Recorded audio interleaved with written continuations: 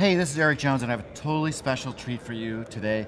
I got a chance to interview Mr. Henri Johnson, the guy who basically invented the category of radar for golf. So I'm super excited to have him here. Now, for those of you who may not know, Henri founded a company called FlightScope. He's from South Africa. The guy has more engineering awards and degrees after his name than you can shake a stick at. One of the smartest guys in golf, and he's been doing this from a radar perspective, helping everybody in the golf business forever. Now he's got a new product that's come out. Super excited about that. But what I want to get from Henri is the same thing you want to get, is what's happening with radar and how is radar really changing the game of golf? What can we look forward to? So Henri, thank you very much for taking a minute to be here with me. Henri, let's jump right in. I know you've got a lot of PGA Tour pros using FlightScope. What I'd like to know is, how are they using your radar system? What impact has it made to their game? And give us some of their results. I'd love some specific examples.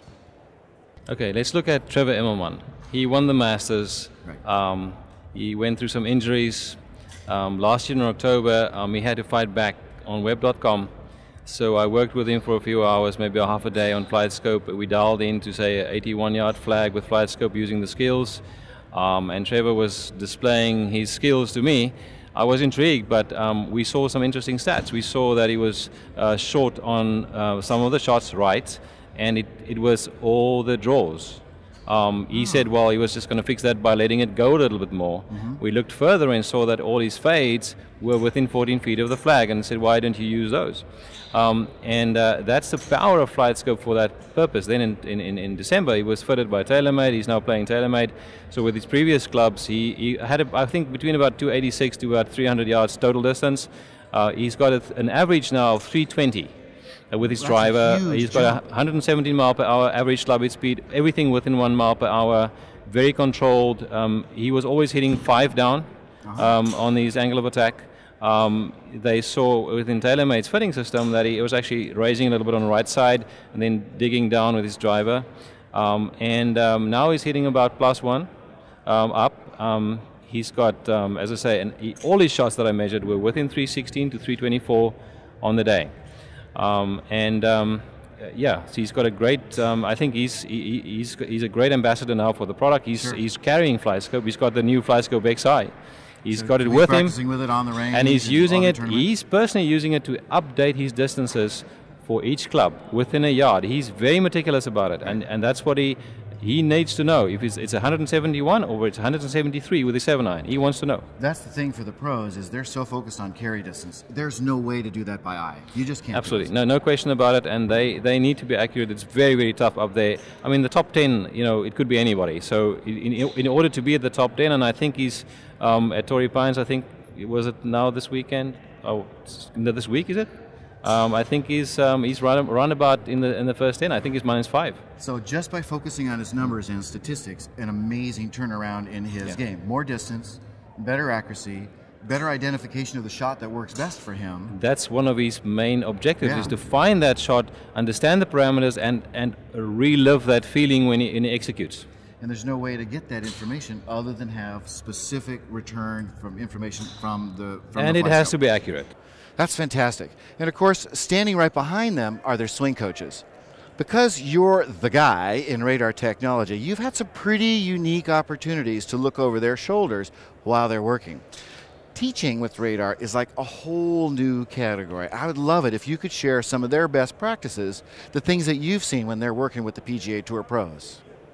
I think, of course, there are many methods out there. There are many techniques, and I wouldn't be able to say which is the best, because it depends on the individual. Sure. And everybody's making a difference. And so you can almost take any entry point. I've seen great coaches, teachers, taking, for instance, the horizontal start angle of the ball and looking at the dispersion of that, and then taking that as an entry point, working through the biokinetics, and just honing down on why that's happening, the variance.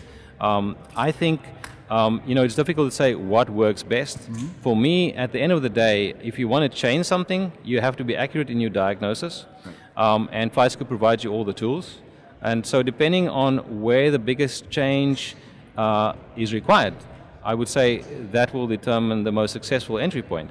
So what we use, I would use the distance brackets using the FlightScope skills, right, so that you can see where you are in terms of your performance compared to, say, the PGA Tour average.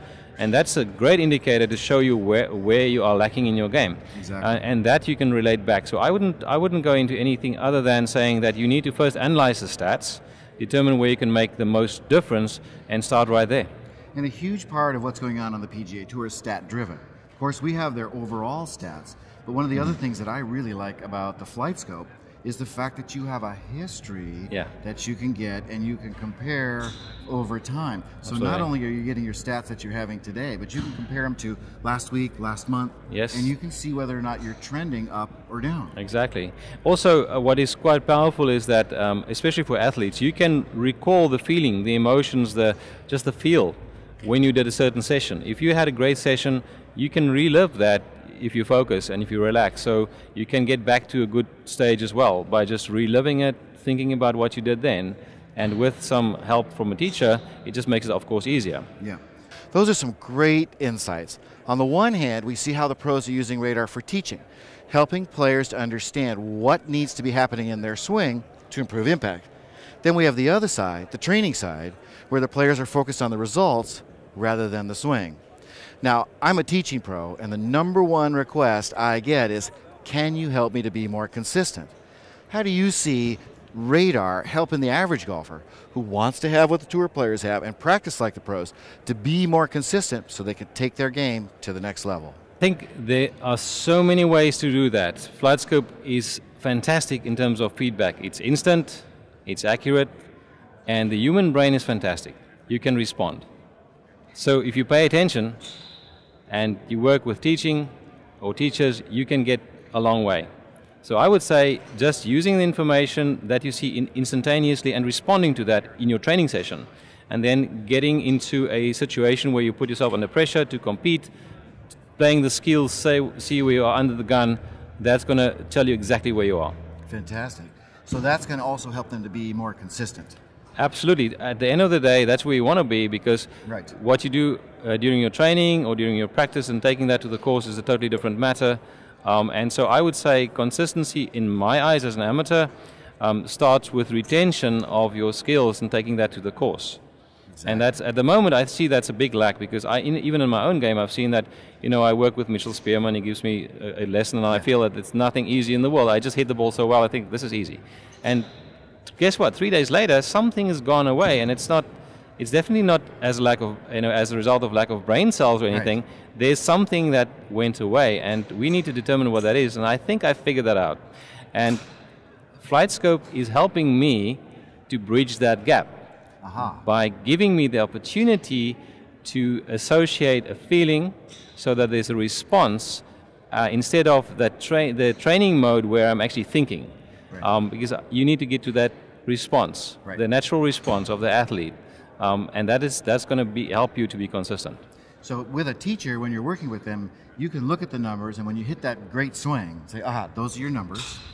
And then when you leave the lesson, and this is one of the issues I have with my students, is teaching them how to practice, we can say, Henry, these are the numbers you want to hit. And then when it feels like it goes away, you can look at your numbers and say, no wonder, I'm off right here. And then you can get yourself back quicker. I like that. Absolutely. And also, I think one of the sayings, too much information can also be dangerous. So one must be careful about all the information. You must distill it for the purpose. And people always think when they talk to me about the golf swing, they have to go into all the details. In my own game, I want to distill it to what I can do naturally. Mm-hmm. I want to understand it when I am breaking something down and building something up. But when I'm playing, don't tell me what my spin is, or don't even ask me what my angle of attack is, because that's like asking me whether I breathe out on my backswing. Exactly. Henry, you know me, and I've been really fortunate to win the World Long Drive Championship twice. So in addition to consistency, the other question I get is, can you help me get more distance? Well, as you can imagine, I've developed a little bit of expertise in that area. But you've seen so many other top teaching pros, and the guys on the PGA Tour, they're all looking for distance too. Can you share any tips or any suggestions about how these guys are using the radar systems to get more distance? I think there's a big difference in my mind in experience between the PGA Tour and long drive. Yes. I've worked with some great long drive guys, and some guys believe that with a certain ball position they got the most club head speed, and that they didn't want to sacrifice any club head speed. They didn't want to move the ball 1 inch forward even. And I showed one particular guy that by moving his ball by about 3 inches forward and hitting up on it by coming from -2 degrees angle of attack, and now he's hitting about +3. Tremendous gain, tremendous gain. Wow. The other thing which you pointed out in your previous lesson here, hitting the sweet spot more consistently. Right. I believe personally that that is the biggest bang for the buck. Yeah. And then once you can do that, then if you also hit up on the ball, low spin, reasonable launch, you've got a much better chance to be able to compete.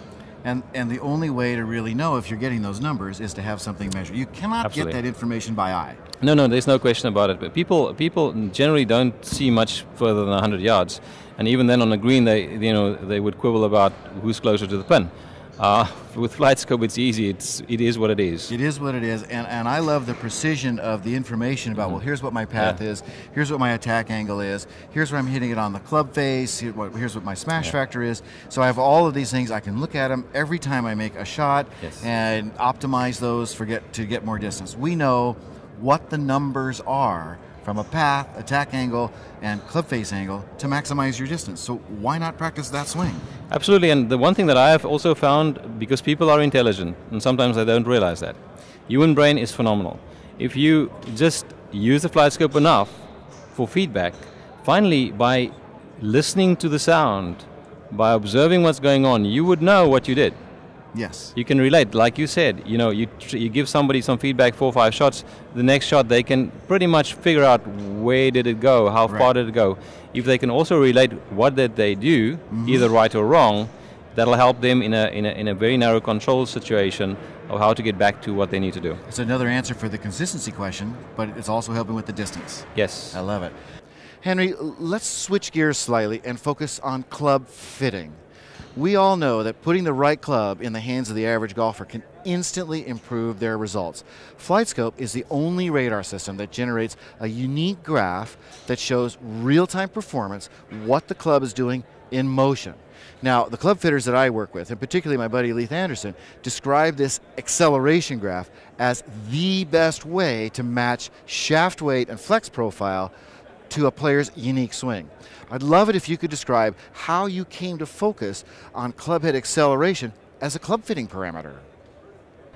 It was almost by accident. We looked at this velocity profile, the speed profile of the club, and the first derivative is the acceleration profile, and we looked at that, and it seemed to be interesting, and it seemed to be like a fingerprint for a certain player. So with a certain club in your hand, most likely you're going to do pretty much the same thing every time. And the better player you are, the more consistent that is. Okay. So, yes, in the hands of a good club fitter, and I know Leith Anderson's done some good work in terms of even seeing when somebody's doing an early release. You can see that on the graph. Okay. You can see if there's maybe a problem with tip flex. And some of the better players, well, I would say the top 10 PGA Tour players in the world on their drivers have a common characteristic with their acceleration profile. It's a very linear line, and they are all on top of each other. Consistency, but also a pattern. So it tells you something. If that is what the top 10 all have them in common, why should I be different? Right. That gives us the ideal to shoot for. But FlightScope, I think, is the only product, radar-related product, that has the acceleration graph. So that really sets you apart, because you can look at things like early release, you can look at consistency, you can look at the best players in the world, figure out where you need to be, and then graphically see how you're different and what you need to look at. Absolutely. I think, and I see teaching and fitting always go hand in hand. But in the hands of a good fitter and a teacher, they can figure out exactly what you need in terms of your equipment and what to work on firstly in your technique. But you got to have the data.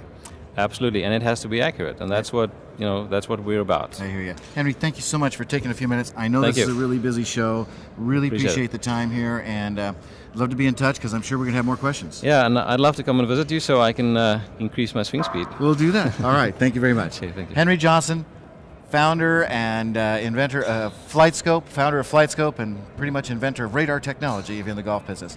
This is Eric Jones with another version of the Radar Chronicles. I'll see you down the fairway.